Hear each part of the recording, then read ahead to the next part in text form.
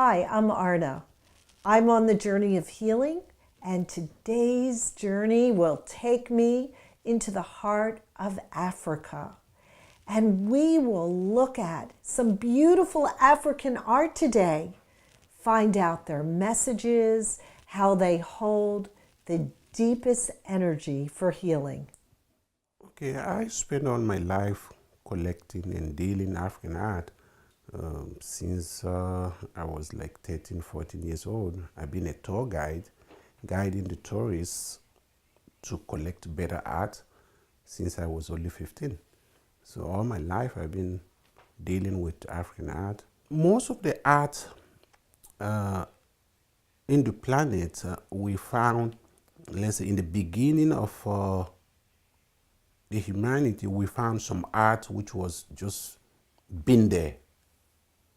This was never things which people carve or sculpture or anything. So those used to be art. But when it came to African art, any piece ever used by the tribe was carved for a purpose.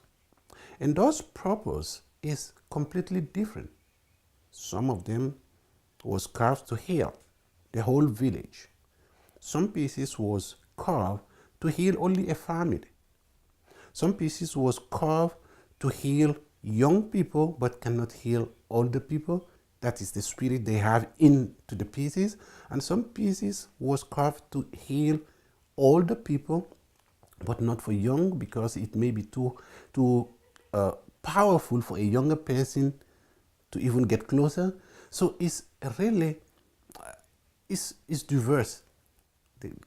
African art is completely diverse, and you have over 1,000 tribes in Africa, and every tribe has something.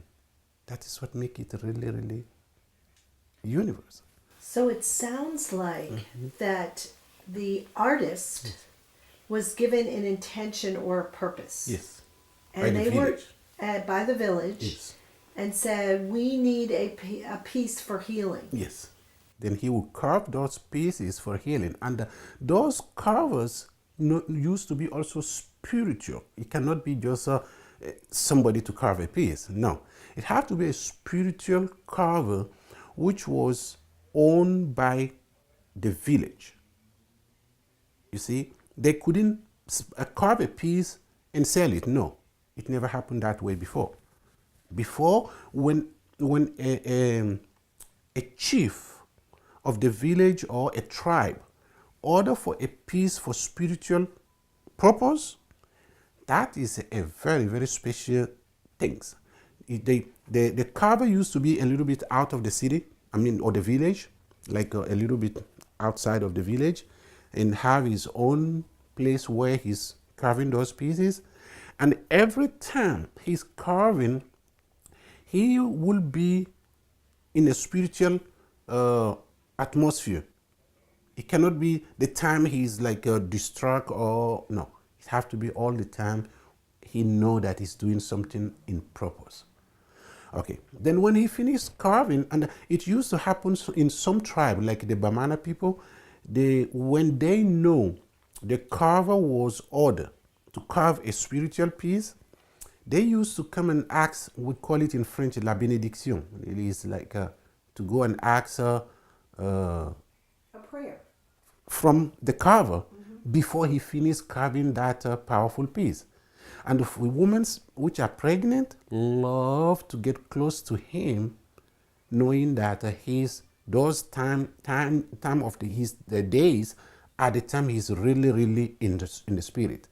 So they make like porridge, like a little porridges, go and give it to him a little bit out of the city just to get the benediction of the carver. That's beautiful. So it sounds like the artists themselves, yes, with the focus of the intention, yes, for healing, yes, or for fertility ceremony, yes, or ceremony, yes, which ultimately all of this is the greater connection with the divine. yes, all of it. Then all of a sudden, during the time period that they're working on this piece, yes, they become even more holy Exactly. because That they timing. are channeling. I'm Yes. going to use that word channeling. Yes. The energy. Yes. Because they're asking, Yes. right? Bring through my hands Yes. so I can carve Yes. this piece. Yes. Okay, so you have a beautiful piece that's sitting next to you. Could you show us what this piece is and what is the Okay. purpose of this particular piece? This piece is a tribe called Dogon, and from Mali. This piece was carved out of one piece of wood, and the piece himself is a prayer. He's praying, and in the Dogon tribe, this position is considered to be a position where you get close to the Almighty than any other position of your of being. This is the perfect position where you can really get close to the Almighty. And during that time, this particular prayer is saying that he don't see anything and he don't want to hear anything. He's completely in a position of getting close to the Almighty, and he's completely blind, knowing that is he or she is in the hand of the Almighty, praying. To me, it looks like Yes. totally Submission. receiving Yes. and surrender. Yes. The If- submission yes, in submit. French. So if I were to call this piece something, to me it looks like the ultimate surrender. Yes. Yes. We call it in French la soumission. It's la submission. La So submission, it's yes. the total submission. Yes.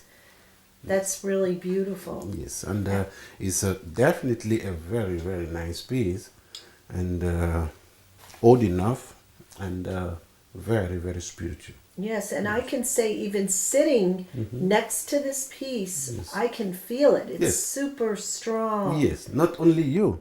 Yes. Every time people approach this piece, it's been always that way. It's been published in a catalog, and most of and in that catalog there are more than 25 or 30 different Dogon. But every time people get close to this piece, they just wow, what it is. It's almost like I'm wondering if there's a universal symbol in this Yes. that we identify with just to even Immediately by seeing it. immediately. It's true. It's And definitely true. that gets into the artist Yes. being able to receive Yes. these beautiful symbols Yes. that come down and that they are universal. Yes. Yes. This is definitely a monumental piece. Yes, So monumental. yes it is. Yes. Yes. From the day when I saw the piece, I fell in love with it, and it's been that way to me up to now. Sometimes it's crazy. I've seen so many, but still, you see, a piece of art talk to me. When I get close to a piece of art, it starts identify himself to me. That is how. That is the spirit I have with a authentic object of art. It doesn't matter to be whatever it is. If it's really have any meaning or any purpose, it starts talking to me immediately. And the 90% of the pieces I reject ever buy or never get close to them, I have a word for them that it didn't talk to me. I love it. And speaking of talking to you, Yes. I wanted to ask you if that piece had a message to Yes. give Yes. to the people that are watching this today. Yes. What is the message that this piece has? I really would think, looking at this piece right now, if this would have been a Dogon female, if a Dogon female kneeling down in front of me right now, the first message he would have had for me would be, don't ever allow me to get close to the wicked spirit. Yes. Negative spirit, no. Because where he or she is right now in that position, he don't need anything wicked. He don't need anything wrong, because he's really very close to the Almighty, asking something she or he believe that he cannot get it by himself, that it have to come from another power. So that is the time he don't really need anything negative. So you've been sharing about the intense energy that these African American art pieces hold within. But sometimes something happens and there's almost like a pushback or a resistance from the piece itself, where the piece is saying, you know what, I don't want to be near this. Tell me more about it. That is what I was saying, that it's called Tana. Tana means forbidden. There are things which you don't need to go to school, you don't need to get close to a teacher, you don't need to hear from anybody, but you know it's ugly. You shouldn't do it. Nobody tell you that, because you're a human being, you know what is acceptable humanly. So there are some things which are not acceptable. Like killing a human being like you know that is not acceptable in any society, in anything. So there are some things in the tribe is forbidden. You shouldn't do it at all. And that is different tribe. Everybody have his own rules on those. So when those abominations become so many around the spirit get disappear. So sometimes people, there are some villages, they say, okay, let's replace the piece. That's why sometimes you see, you will find identical pieces of African art, they're identical. They're all the same, more or less. Maybe it was carved by the same artist, or by the same carver, or the same hand. And they look very, very alike. And they've been carved for the same purpose too. But maybe this was used from this period of time till this period of time, and they decide to replace it. To kind of recharge it in a way? That's what they believe, but honestly, it's not the truth. The truth is that that spirit become weak. It doesn't help them anymore, because they did so many bad things in the village, or approach the house, or it can be in the house, or it can be in a village, or it can be in a private collector who really use that particular piece for some kind of spiritual healing or whatever, and then at the end of the spirit just die there, don't want to do anything anymore. Why? Because of him being bad, or his people, or the village people, or the people surrounding the spirit. Excellent answer. Thank you. Yes. Stay tuned for more healing around the world.